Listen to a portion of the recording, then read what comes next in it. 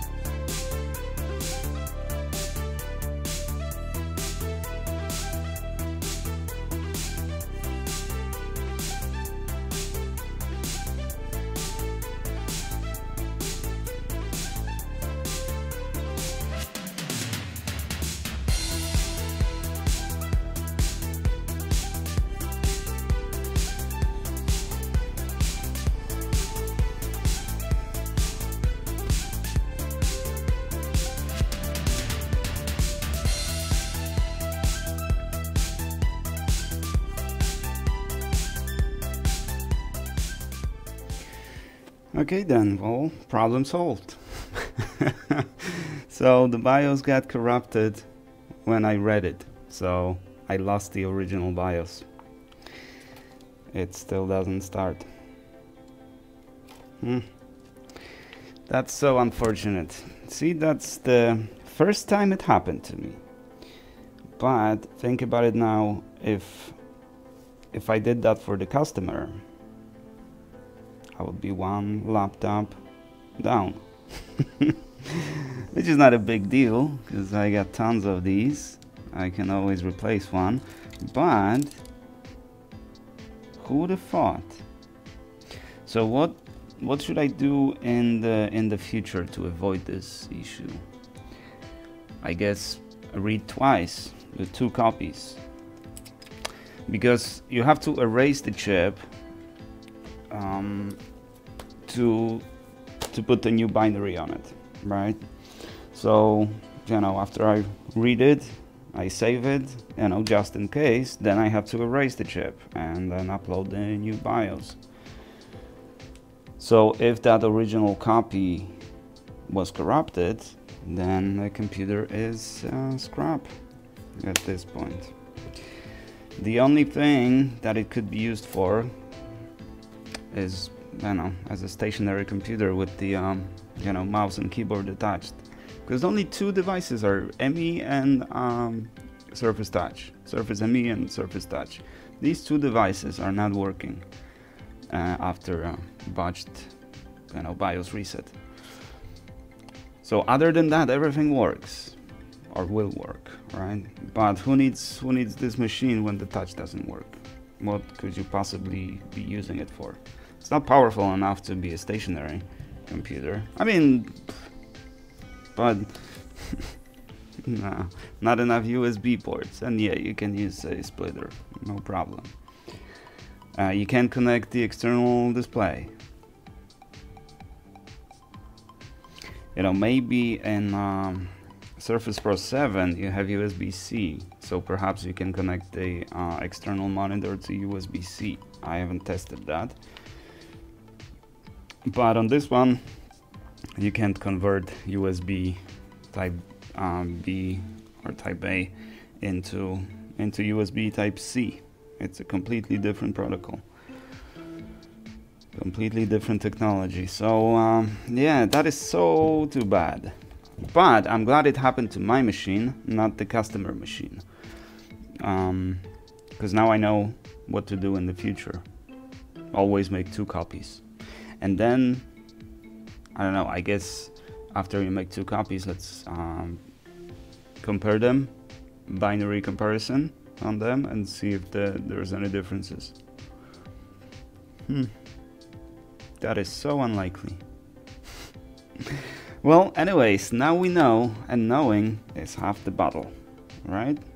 Was that the saying? I'm not sure. Well, anyways, I hope you guys learned something new, because I sure did, and it's really too bad that this happened. Because this is 256. I really wanted to keep this, or keep this one for as a ready computer to replace should the customer machine comes in, and I just, you know, replace it in case of any more serious damage, like on this one, the liquid damage, right? We just replaced it, and this was 256 too. Yeah, this is 1724 256. Also the battery damaged. This is the one that we, oh no, this one we didn't even do measurements on this one. This was the one we just replaced because the visual inspection revealed liquid damage, and the computer wouldn't boot even to BIOS. So maybe it's electrical issue.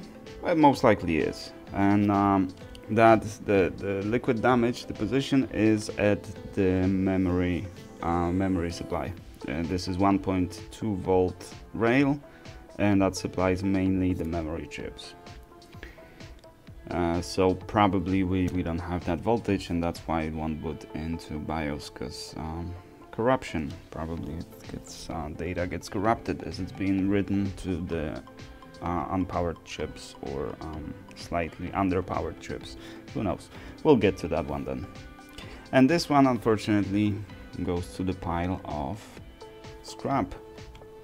But luckily all the other parts are working, so we know this is just a BIOS issue, so the entire board is working. So any component from this board I can remove and put in the other device to fix it, even including CPU, which I cannot do because I don't have a preheater, but I'll think about it in the future. Alrighty, thank you fellas very much for watching, and I shall see you in the next one.